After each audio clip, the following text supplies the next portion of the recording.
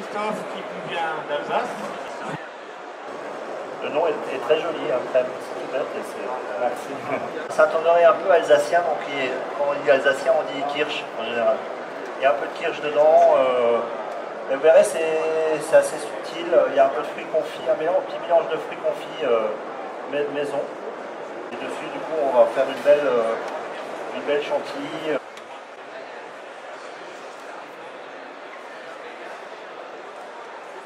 En Alsace, vous savez, il y a beaucoup de gâteaux avec de la chantilly. La crème, c'est vraiment, pour nous, c'est vraiment la base.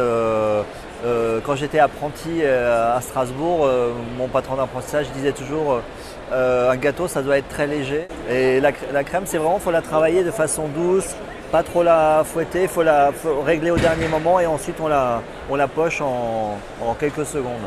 J'ai fait deux crèmes, en fait, une crème à base de...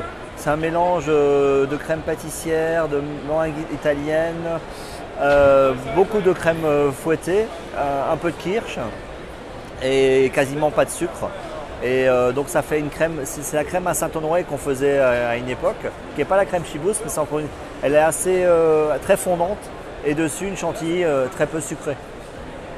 Il y a un moment donné, on mettait 200 grammes au kilo de chantilly. Aujourd'hui, on va mettre 30-40 grammes, mais on va mettre de la gousse de vanille à la place de la vanille liquide.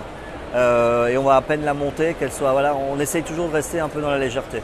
Choisir une bonne crème, parce que toutes les crèmes ne montent pas facilement. Donc au goûter, il faut que ça ait un goût de lait. Et quand on la monte en chantilly, on peut la laisser comme ça une journée sur une assiette au frigo pour voir comment ça réagit, hein, la valeur d'une cuillère à soupe. Et vous regardez si certaines crèmes, l'eau se décante, d'autres pas. Donc prenez celle où l'eau est bien restée dans la crème.